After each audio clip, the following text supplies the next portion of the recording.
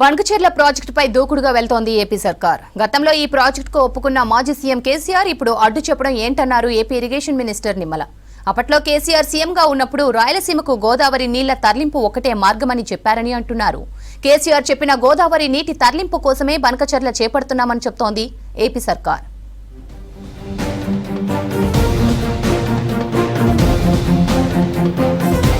తెలంగాణ ప్రయోజనాలు దెబ్బతినేలా గోదావరిపై కడుతున్న బణకచెర్ల ప్రాజెక్టులను ఏపీ సర్కార్ సమర్థించుకుంటోంది.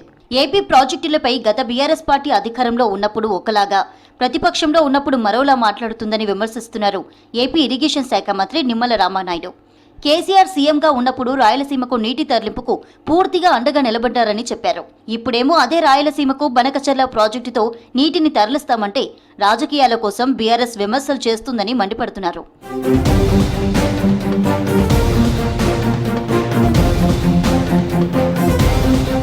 బణకచెర్ల ప్రాజెక్టుపై నిన్న అమరావతిలో పవర్ పాయింట్ ప్రెజెంటేషన్ ఇచ్చారు మంత్రి నిమ్మల. రాయలసీమకు నీటి తరలింపుపై అప్పటి సీఎం హోదాలో కేసీఆర్ ఇచ్చిన హామీలను ఆయన వివరించారు. నాటి కేసీఆర్ హామీ వీడియోలను ప్లే చేసి చూపించారు.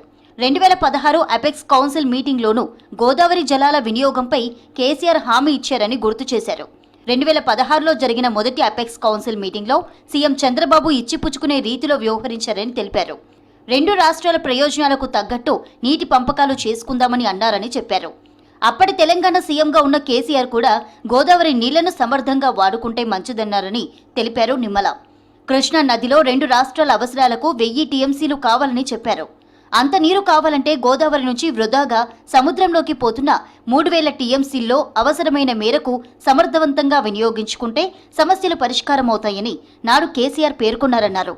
అపెక్స్ కౌన్సిల్లో రికార్డెడ్గా కేసీఆర్ చెప్పిన గోదావరి జలాల తరలింపునే చంద్రబాబు బణకచెర్ల ప్రాజెక్టుగా రూపొందించి చేపడుతున్నారని వివరించారు. ఈ యొక్క పోలవరం మరి యొక్క బణకచెర్ల ప్రాజెక్ట్ ఏదైతే ఉందో మరి దీని యొక్క స్వరూపం మీ అందరికీ తెలుసు. గత 50 సంవత్సరాల చరిత్ర తీసుకుంటే గోదావరి నది నుంచి వృధాగా 3000 టీఎంసీల నీరు వృధాగా సముద్రంలో కలిసిపోతుంది. వృధాగా సముద్రంలో ఉప్పు నీటిలో కలిసిపోతున్నటువంటి పరిస్థితి. ఇది చరిత్ర, ఇది వాస్తవం. రాయలసీమకు నీటి తరలింపుపై బీఆర్ఎస్ ద్వంద్వ వైఖరిగా వ్యవహరిస్తుందని విమర్శించారు ఏపీ మంత్రి నిమ్మల రామానాయుడు. కాళేశ్వరం ప్రాజెక్టు ప్రారంభోత్సవానికి నాడు ఏపీ సీఎం హోదాలో జగన్ వెళ్లారని, ప్రగతి భవన్లో కేసీఆర్తో సమావేశమయ్యారని గుర్తు చేశారు.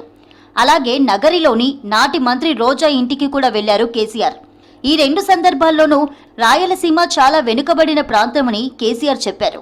గోదావరి జలాలను ఈ ప్రాంతానికి తరలించడం ఒక్కటే పరిష్కారమని కూడా చెప్పారు. రాయలసీమను రతనాల సీమగా మార్చాలంటే అదొక్కటే మార్గమన్నారు కేసీఆర్. ఇప్పుడు ప్రతిపక్షంలో ఉండి ఈ ప్రాజెక్టు అభ్యంతరమని బీఆర్ఎస్ నేతలు చెప్పడం ఎంతవరకు కరెక్ట్ అని మండిపడ్డారు ఏపీ మంత్రి. 2 రాష్ట్రాల సీఎంలు గోదావరి జలాల తరలింపు నిర్ణయం తీసుకున్నా ఇప్పుడు రాయలసీమ పచ్చని పైరుగా మార్చే బణకచెర్ల ప్రాజెక్టుపై నాడు నిర్ణయం తీసుకున్న తోటి నాయకులే అభ్యంతరం వ్యక్తం చేస్తున్నారని విమర్శించారు. దీనిపై మాజీ సీఎం జగన్ ఎందుకు ఖండించడం లేదన్నారు మంత్రి రామానాయుడు.